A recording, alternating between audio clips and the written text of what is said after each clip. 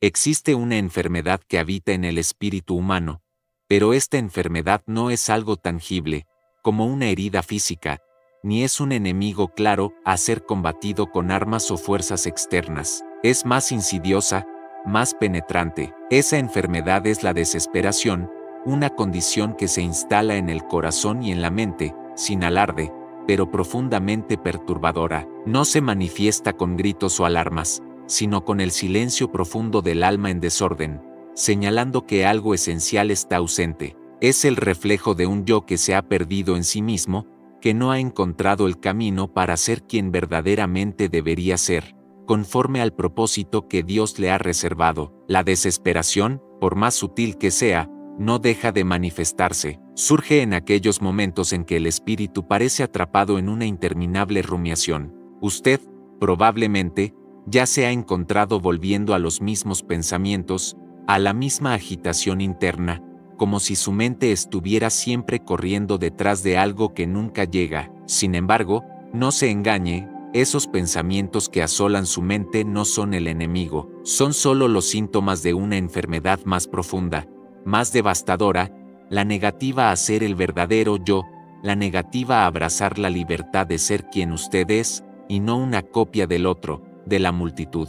Søren Kierkegaard, filósofo de la subjetividad y de la angustia existencial, comprendió de forma profunda que el verdadero infierno no es un lugar físico, sino un estado mental, un estado de desconexión con el verdadero yo. Él nos dice que el infierno es el estado de no elegirse verdaderamente a sí mismo, de perderse en la vida ajena, viviendo a la sombra de las expectativas de la multitud. La vida se transforma, entonces, en un escenario sin significado, donde cada decisión se cambia por una huida del silencio, una huida de la soledad interior. Imaginemos un momento de silencio absoluto, ningún sonido externo, ninguna distracción, solo usted con sus pensamientos. No sería un momento de paz, sino de gran incomodidad. En ese silencio, surge la pregunta más aterradora: ¿quién soy yo? Y al no poder responder, la mente comienza a buscar distracciones, intentando llenar el vacío con cualquier cosa. Es ahí donde la desesperación se profundiza. Cada pensamiento que le aleja de sí mismo, que le coloca en el camino de la anestesia, es una fuga hacia el estadio estético de la vida. Kierkegaard nos alerta que, al seguir este camino, nos alejamos cada vez más de nuestra esencia, y nos encontramos en un abismo de incertidumbre, donde nuestra identidad es un eco de la multitud, y no una manifestación auténtica de lo que somos. El mundo, que antes debería ser un campo de acción para la elección del ser, un terreno fértil para la fe, se transforma en un escenario sombrío. En lugar de la acción genuina, surge el tedio, la melancolía y el miedo al compromiso. ¿Alguna vez ha estado en un momento de inacción, sentado en silencio, cuando su mente comenzó a ofrecer miles de alternativas de vidas que podría vivir, pero ninguna de ellas siendo la suya? Lo que es peor, todas esas alternativas son huidas, cada una de ellas ahogando la voz de su propio yo, que permanece a la espera de su elección. La multitud dice: vive así, haz así, sé como todos los demás, y usted, sin darse cuenta, se pierde en las exigencias ajenas, y el verdadero yo se disuelve en el torbellino de las opciones que nunca fueron realmente suyas. Esa es la desesperación de no querer ser uno mismo, la desesperación de perderse en aquello que no es auténtico, de vivir una vida que no fue elegida, sino impuesta por las expectativas externas. Kierkegaard, en su sabiduría, no sugeriría que usted se limitara a observar sus pensamientos con una distancia fría. Eso sería una fuga. La vida exige algo más, exige participación. Él le invitaría a abrazar la angustia, no como un defecto, sino como un vértigo de la libertad. La angustia no es una señal de debilidad, sino la confirmación de que usted es libre, y esa libertad trae consigo la responsabilidad de elegir. Al sentir la angustia, usted comienza a percibir que el verdadero dolor no es el que viene de fuera, sino el que surge al encarar el abismo de la libertad y de la posibilidad de elegir quién será. Los pensamientos no son sus enemigos, son solo invitaciones para seguir el camino de la multitud, para escapar de la responsabilidad de ser un individuo singular. Son los ecos de una sociedad que teme el silencio, que teme la reflexión profunda, que teme el compromiso con la verdad interior. Esos pensamientos no tienen el poder de definir su esencia, son temporales, transitorios. Su verdadera esencia, como Kierkegaard nos enseña, está en la elección que usted hace ante ellos. Si usted se siente sin valor hoy, quizás sea porque se está midiendo con la regla del mundo. Si siente que el futuro es un vacío, es porque aún no ha hecho la elección que da sentido eterno a su tiempo. Se ha acostumbrado a vivir la historia de la multitud, la historia que dice que la seguridad está en ser como todos los demás, la historia que niega el riesgo y la belleza de la elección auténtica. Pero la vida que se presenta ante usted, la vida verdadera, es la que exige coraje para elegirse y la paciencia para soportar las consecuencias de esa elección. La desesperación no es un fin, sino una invitación. Es el punto de partida para un viaje de redescubrimiento, donde el yo se encuentra no en un mundo predeterminado, sino en la elección consciente y apasionada de ser quien usted realmente es. ¿Y sabe que es verdaderamente trágico? Que muchos de nosotros, con el tiempo, nos acostumbramos a la no vida. Nos resulta cómodo vivir dentro de un estado de desesperación porque, paradójicamente, se convierte en la única identidad que conocemos. La desesperación se disfraza de una realidad que parece familiar, aunque sea profundamente vacía. Es la rutina que se repite, el peso de no tener un yo verdadero, y, poco a poco, pasamos a llamarlo vida. Pero la culpa no es del mundo, no es de la sociedad que nos rodea. El mundo, en realidad, nunca nos enseña a elegir, nos enseña a obedecer, a seguir la corriente, a tener miedo de la osadía de pensar por uno mismo. Nos enseña a calcular, pero no a creer, a conformarse, pero no a ser auténtico ante Dios. El mundo nos ofrece seguridad en la uniformidad, en la imitación, pero el precio es alto, la pérdida de nuestra verdadera esencia. Hoy, quizás, sea el día en que todo puede cambiar, el momento en que usted finalmente decide que no va a conformarse más con esta vida sin alma. Pero, para eso, se necesita un salto, un movimiento audaz, que destruya la tiranía del pensamiento vacío. La libertad no viene a través de afirmaciones vacías o promesas mentirosas de transformación, sino por medio de un acto de voluntad, una elección apasionada, una elección que nace del fondo de su ser. El primer paso es simple, pero no fácil. Deje de observar y comience a elegir. No sea un espectador de su propia vida, alguien que solo observa los pensamientos pasivamente. Cada vez que surja la desesperación, reconózcala por lo que es, un intento de fuga de su propia libertad. La desesperación es la tentación de esconderse de la propia verdad, de evitar la responsabilidad de ser el autor de su propia historia. Usted no es la posibilidad, usted es el acto de elegir.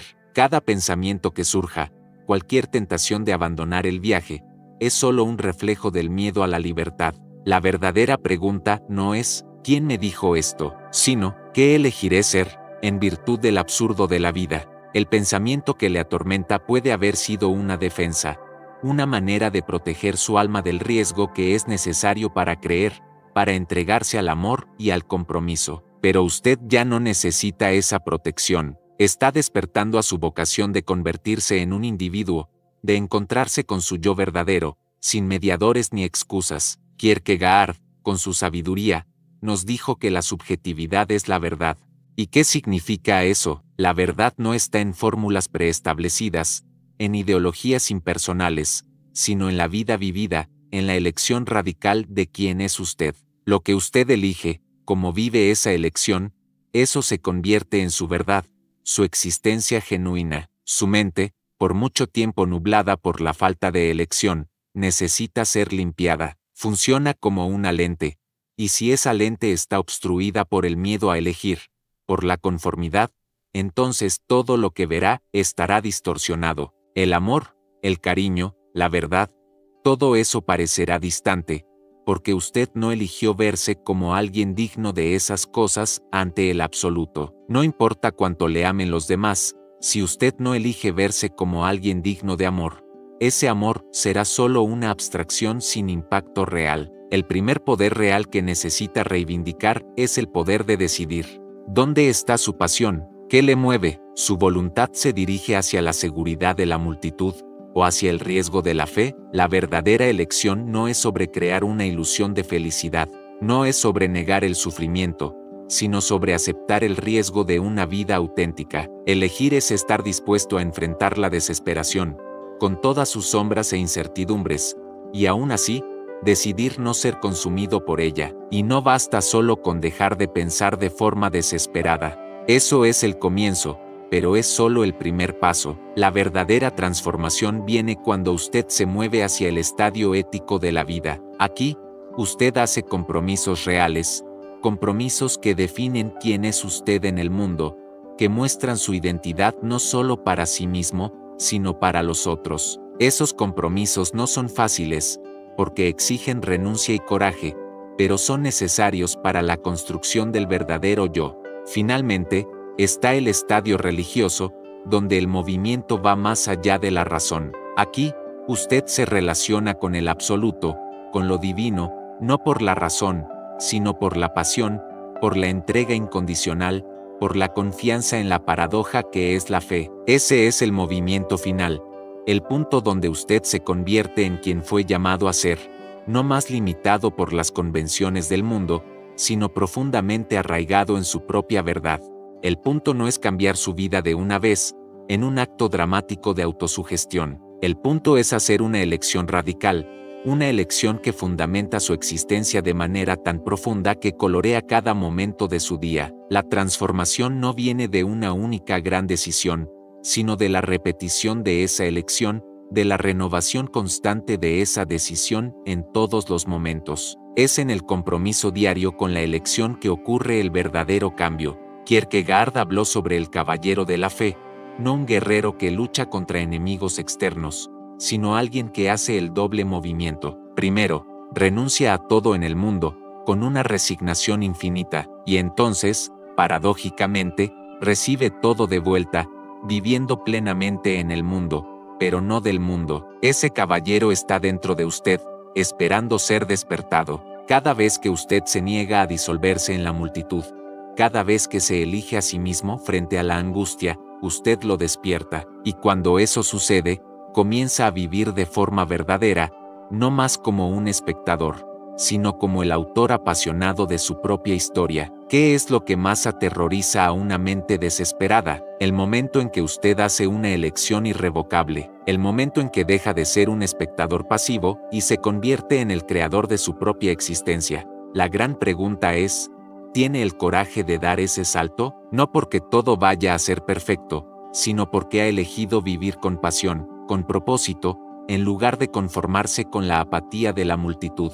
Por lo tanto, hoy es el momento, ahora es el momento de dejar de ser esclavo de la desesperación. Elija pensar con pasión, con coraje, y que cada pensamiento que surja sea medido no por su veracidad objetiva, sino por la manera en que se conecta con la elección fundamental que ha hecho para su vida. Ese es el viaje, no hacia un lugar de paz tranquila, sino hacia una vida de lucha apasionada, de fe constante, de transformación continua, hasta que se convierta, finalmente, en aquel individuo singular que fue llamado a ser. Kierkegaard comprendió la desesperación no solo como una sensación temporal de aflicción, sino como algo mucho más profundo y persistente, una condición fundamental que afecta al ser humano en su núcleo existencial. Para él, la desesperación es la expresión de una desarmonía interna, el reflejo de una vida que aún no ha alcanzado su síntesis existencial plena. El ser humano, en su visión, no es una entidad monolítica, sino una síntesis paradójica entre lo finito y lo infinito, lo temporal y lo eterno, la libertad y la necesidad. Es, simultáneamente, una criatura limitada por el tiempo y las circunstancias, pero también dotada de un alma capaz de trascender esas limitaciones y alcanzar lo eterno. La desesperación surge, entonces, cuando esa síntesis se rompe, cuando el ser humano se niega a aceptar la totalidad contradictoria y paradójica de su propia existencia. Esta desesperación,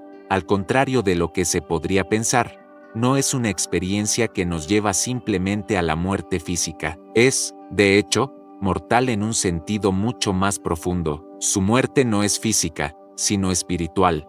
La desesperación es la muerte del yo auténtico, en cada momento en que elegimos no vivir de acuerdo con nuestro verdadero yo. Es una muerte que ocurre de forma continua, una muerte espiritual que impide al individuo vivir plenamente, convertirse en aquello que estaba destinado a ser. La desesperación, por lo tanto, no nos consume de una vez, sino que nos corroe lentamente, día tras día, en un proceso de agonía perpetua. Vivimos, pero no existimos. Estamos, pero no somos, perdidos en un limbo existencial donde ni podemos vivir plenamente, ni podemos liberarnos de esta muerte constante a través de la aniquilación. Las formas sutiles de la desesperación, como nos alerta Kierkegaard, no se manifiesta de manera obvia o dramática, se infiltra en las profundidades de nuestra vida cotidiana, disfrazada de pequeños fallos, de hábitos insostenibles, de mecanismos de defensa.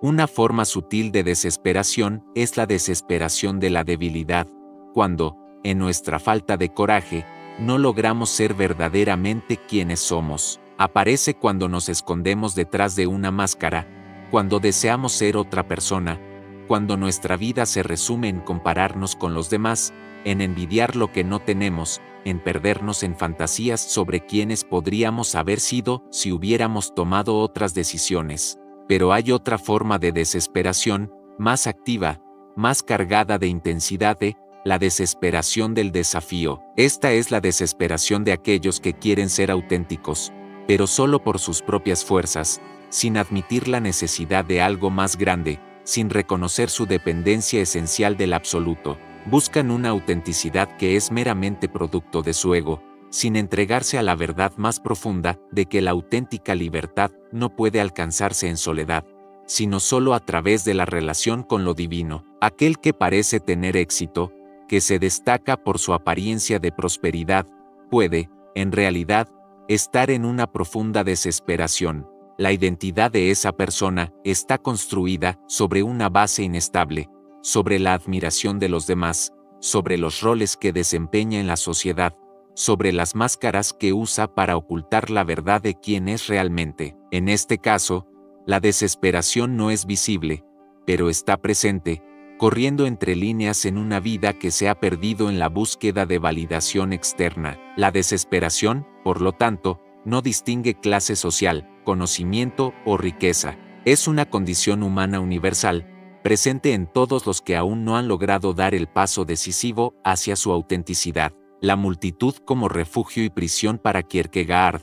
La multitud, o el público, como él la llama, representa el mayor enemigo de la verdadera individualidad. La multitud ofrece un refugio, un lugar donde podemos escondernos, donde podemos perdernos en la uniformidad y en la falta de responsabilidad personal. En la multitud, podemos abdicar de la necesidad de elegir por nosotros mismos. Podemos simplemente alinearnos con las expectativas, con las normas sociales, con la presión de ser como los demás, y, al hacerlo, evitamos la terrible responsabilidad de ser únicos, de ser responsables de nuestras propias elecciones. Sin embargo, este refugio es, en realidad, una prisión. La multitud, al ofrecer la seguridad de la conformidad, nos roba nuestra esencia. Al disolvernos en ella, perdemos aquello que nos hace verdaderamente humanos, la capacidad de elegir.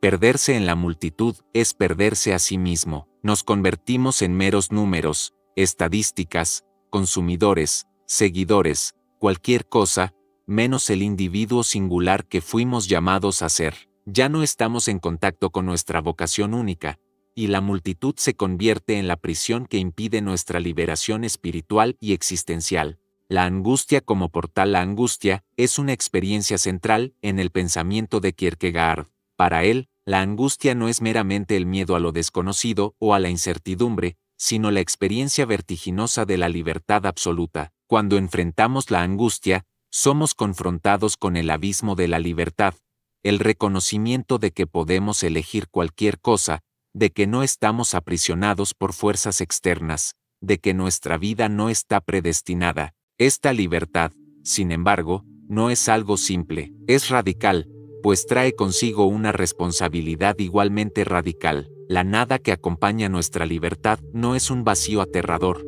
sino un vacío creativo que fundamenta todas nuestras posibilidades. La angustia, por lo tanto, es paradójica, es, simultáneamente, un síntoma de nuestra libertad y el camino para aceptarla plenamente. Es como estar al borde de un precipicio, no el miedo a caer, sino el vértigo que proviene de la conciencia de que podemos saltar. La angustia nos sitúa ante la nada, pero esa nada es el espacio donde se pueden hacer las elecciones, donde se puede crear el significado. En lugar de ser algo a evitar o temer, la angustia es el portal hacia la verdadera libertad.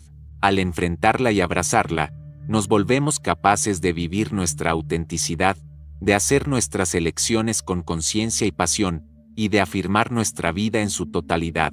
Por eso, Kierkegaard ve la angustia no como un obstáculo, sino como un paso necesario para alcanzar la verdadera libertad y autenticidad que residen en nuestra capacidad de elegir quiénes somos. Los 3 estadios de la existencia. Un viaje espiritual, el viaje de la vida humana, para Kierkegaard, está marcado por 3 estadios distintos, que reflejan el desarrollo de nuestra existencia, en relación con nuestro yo auténtico, nuestra relación con los demás y con el absoluto. Cada estadio es una fase crucial en la formación del ser humano, desde la búsqueda de placer e inmediatez, pasando por la responsabilidad ética hasta la trascendencia religiosa a través de la fe. El estadio estético es el primer paso en el viaje del ser humano. Se caracteriza por la búsqueda incesante del placer, la novedad y la inmediatez. El esteta vive el momento presente, moviéndose de una experiencia a otra, siempre en busca de satisfacción momentánea. Evita los compromisos, ya sea con otras personas o con la vida misma. Un ejemplo clásico de este tipo de vida es el personaje de Don Juan, que siempre está conquistando y entregándose a nuevas aventuras, pero nunca se compromete con nadie ni con nada. Aunque esta vida parezca excitante y llena de emociones, conduce inevitablemente al tedio, a la melancolía y, finalmente, a la desesperación. Al fin y al cabo, nada puede satisfacer permanentemente a quien se niega a tomar decisiones que le permitan crear un significado duradero para su vida. El estadio ético surge como una reacción a esta vida esteticista y hedonista. Aquí, el individuo despierta a la responsabilidad, al deber y a la elección consciente. El juez Wilhelm, una figura de Kierkegaard, ejemplifica este estadio. Representa la vida marcada por compromisos serios como el matrimonio, la profesión y los compromisos sociales. En el estadio ético, el individuo se elige a sí mismo y asume la responsabilidad de su vida, pero incluso este estadio tiene sus limitaciones. Aunque nos enseña lo que debemos hacer, no nos da la fuerza necesaria para seguir esos ideales. Puede mostrarnos el ideal ético, pero no puede reconciliarnos con nuestra incapacidad para alcanzarlo. Lo estético y lo ético se encuentran, entonces, en el punto en que la vida moral aún no puede proporcionar una satisfacción plena, pues falta la dimensión trascendente y profunda de la existencia. Por último, el estadio religioso es aquel que trasciende tanto la estética como la ética a través de la paradoja de la fe. Abraham, dispuesto a sacrificar a Isaac, es el ejemplo central de este estadio. Él suspende lo ético, no matar, en nombre de una relación absoluta con el absoluto. El estadio religioso se caracteriza por un salto a lo absurdo, la fe que trasciende la razón. Aquí, la fe no es una cuestión de lógica o evidencia, sino un acto de pasión profunda, un compromiso con algo más allá de la razón humana. El individuo encuentra su verdadera identidad, no en sí mismo, sino en su relación con Dios. Ya no se define por las normas y expectativas de la sociedad, sino por su relación personal y directa con lo divino. La paradoja de la fe y el caballero de la fe. El caballero de la fe es el modelo ideal de alguien que vive en la paradoja suprema. Ha renunciado a todo, la seguridad, las posesiones, las certezas. Ha aceptado la imposibilidad, la pérdida, la finitud. Pero entonces, en virtud del absurdo de la fe, cree que todo le será devuelto. El caballero de la fe no espera recompensas en otro mundo, sino que cree que en este mundo encontrará la verdadera recompensa. La fe de Abraham al sacrificar a Isaac, creyendo que Isaac, a pesar del sacrificio, viviría y se convertiría en el padre de una gran nación. Es el ejemplo clásico de esta locura divina de la fe. El caballero de la fe no se distingue externamente de los demás. Camina por las calles, trabaja, come, duerme, como cualquier ser humano, pero, interiormente, está constantemente equilibrándose en la cuerda floja entre la resignación infinita y la fe infinita, entre la aceptación de la pérdida total y la creencia en lo imposible. La contemporaneidad con Cristo para Kierkegaard. El cristianismo no es una doctrina lejana o un conjunto de proposiciones teóricas a ser comprendidas y aceptadas. El cristianismo es un modo de existencia. Cristo no es solo una figura histórica del pasado, Él es la paradoja absoluta que confronta a cada individuo en el presente. Convertirse en cristiano no es aceptar proposiciones sobre Cristo, sino entrar en contemporaneidad existencial con Él. El cristianismo es una vivencia constante del escándalo de la encarnación, lo eterno entrando en el tiempo, lo infinito haciéndose finito, Dios haciéndose hombre. El escándalo de Cristo es un desafío absoluto para la razón. La razón tropieza ante este misterio, y solo la fe puede dar el salto necesario para aceptarlo. Pero este salto no se da de una vez por todas. Debe ser renovado diariamente, en cada elección, en cada momento de la vida. La repetición como categoría existencial. La repetición, para Kierkegaard,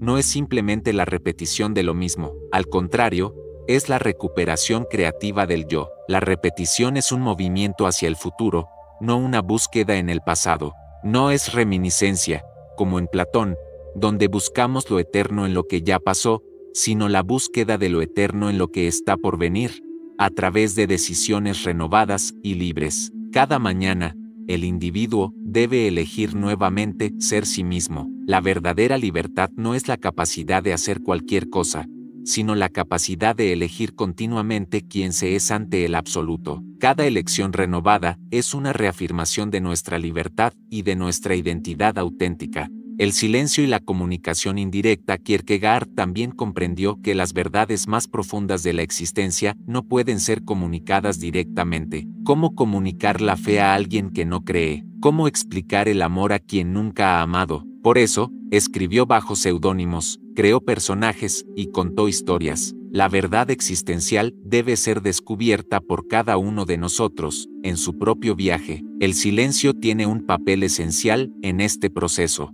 No el silencio vacío de la desesperación, sino el silencio lleno de posibilidades. El silencio donde el absoluto puede revelarse, donde el yo encuentra su voz auténtica. Es en el silencio donde la pregunta fundamental, ¿quién eres tú?, resuena con toda su fuerza liberadora y transformadora. La pasión como criterio de verdad para Kierkegaard.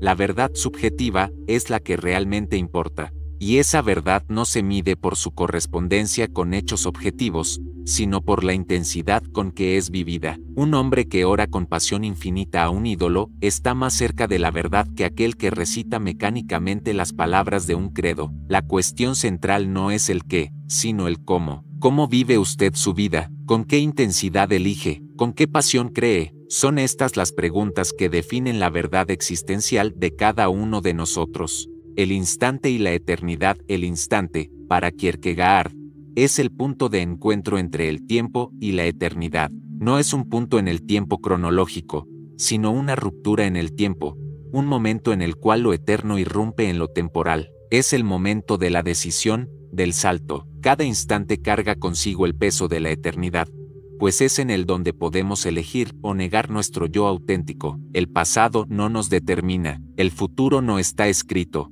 Todo se decide en el ahora, en el instante presente, que es el átomo de eternidad donde todas las elecciones se encuentran. La soledad necesaria para Kierkegaard.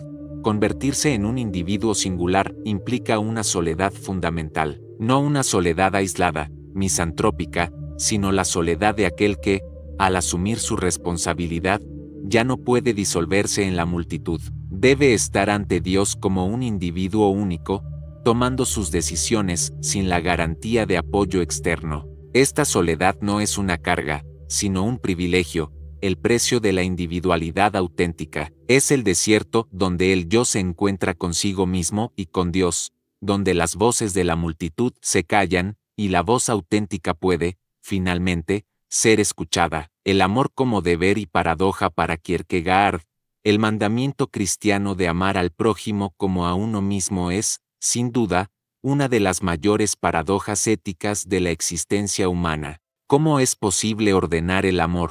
¿Cómo puede un acto que es, por naturaleza, espontáneo, natural e íntimo, ser considerado un deber? La paradoja del amor cristiano reside en su contradicción esencial no es un sentimiento que surge de la inclinación natural del corazón, sino una decisión consciente, una elección sostenida por la fe. El amor cristiano, por lo tanto, no es una preferencia o una afinidad.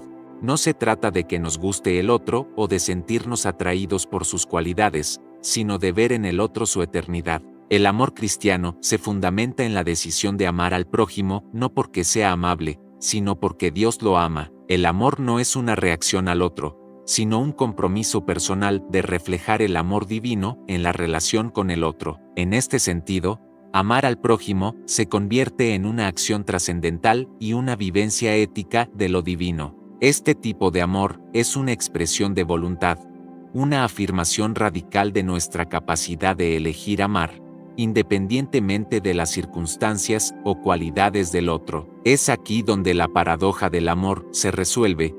Amar es un acto de libertad y elección, sostenido por la fe, que nos conecta con algo más allá de nuestro yo limitado y finito. La ironía y el humor como estadios intermedios. La ironía, según Kierkegaard, es un movimiento crucial de la vida humana, pues marca la transición de lo estético a lo ético. El irónico es aquel que percibe la contradicción entre lo ideal y lo real, ve las falacias y las ilusiones del mundo, pero aún no se compromete de manera positiva con ninguna solución o respuesta. La ironía es, por lo tanto, un estadio de distanciamiento. El sujeto es consciente del desajuste entre el deseo y la realidad, pero aún no ha hecho el movimiento que exige elección o responsabilidad. Por otro lado, el humor marca la transición de lo ético a lo religioso. El humorista, a diferencia del irónico, ve la contradicción fundamental de la existencia humana, la desproporción cómica entre nuestras grandes pretensiones y nuestra realidad limitada. Percibe el abismo entre nuestras aspiraciones y nuestra finitud, pero, al mismo tiempo, encuentra algo liberador en la risa. El humor, entonces, trae una forma de relación creativa con el sufrimiento humano, pero aún no resuelve la tensión fundamental de la existencia. El humorista ríe, pero su risa tiene lágrimas, ve la angustia de la vida, pero no ha dado el salto a lo religioso, a la fe que trasciende la razón y la racionalidad del mundo. La culpa y el perdón. Kierkegaard sitúa la culpa como un aspecto central del despertar ético, el momento en que el individuo reconoce que ha fallado en ser quien debería ser.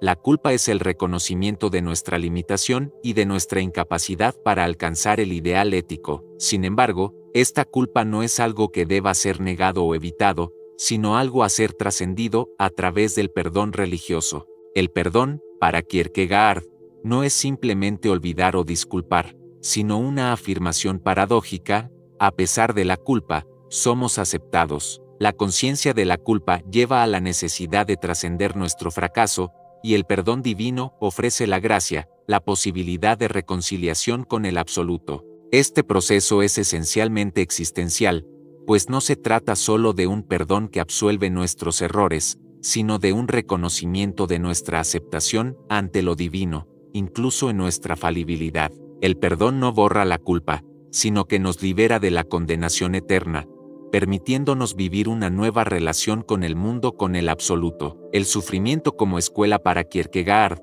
el sufrimiento no debe ser visto como un mal a evitar a toda costa. Al contrario, el sufrimiento es una escuela necesaria para el espíritu. En el sufrimiento, todas nuestras ilusiones se rompen, y el yo superficial que hemos creado a lo largo de la vida es despedazado. El sufrimiento nos obliga a confrontar las cuestiones últimas de la vida: quiénes somos, qué deseamos y qué es lo que realmente importa. Es a través del sufrimiento que nos acercamos a nuestra verdadera esencia, cuando todo lo que creíamos sólido se desvanece y somos confrontados con la nada de la existencia. Sin embargo, el sufrimiento solo educa verdaderamente cuando es aceptado. El sufrimiento que es negado, rechazado o anestesiado lleva a la amargura y a la desesperación. La única forma de aprender realmente del sufrimiento es verlo como una oportunidad para profundizar nuestra comprensión espiritual.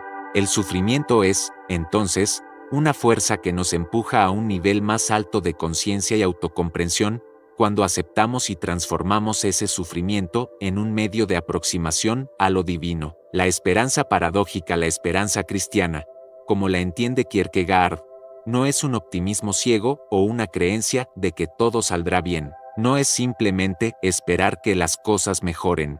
La esperanza cristiana es la certeza paradójica de que, incluso cuando todo parece perdido, todo es posible para Dios. Se trata de creer contra toda evidencia, de esperar contra toda esperanza. Esta esperanza es profundamente activa y creativa. No se basa en la expectativa de un futuro predecible, sino en la fe de que lo imposible puede ser alcanzado a través del poder divino. Esta esperanza, por lo tanto, no es pasiva.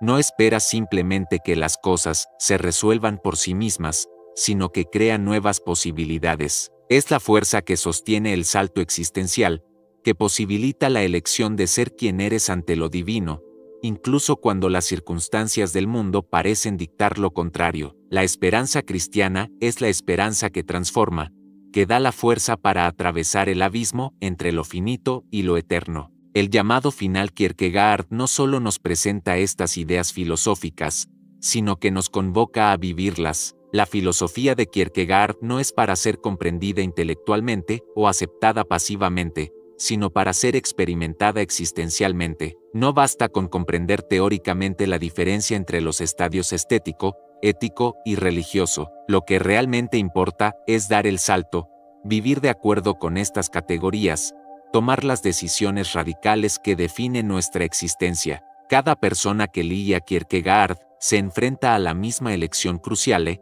permanecer en la multitud, en el anonimato, en la seguridad de lo colectivo, o convertirse en un individuo singular, que asume la responsabilidad de su propia vida, sin la posibilidad de esconderse detrás de normas o expectativas sociales. No se trata solo de una elección intelectual, sino de una elección existencial: vivir estéticamente, éticamente o dar el salto a lo religioso. La filosofía de Kierkegaard nos confronta con la posibilidad de la desesperación o la fe, de ser determinados por el pasado o de elegir redefinirnos en el presente. La invitación de Kierkegaard es desafiante y provocadora, pero también transformadora. Nos ofrece la posibilidad de vivir una vida de pasión, de propósito y de profundidad infinita. La invitación permanece abierta, y el abismo de la libertad está frente a nosotros. La pregunta, ¿quién eres tú?, resuena en nuestro corazón en cada momento, y en cada instante,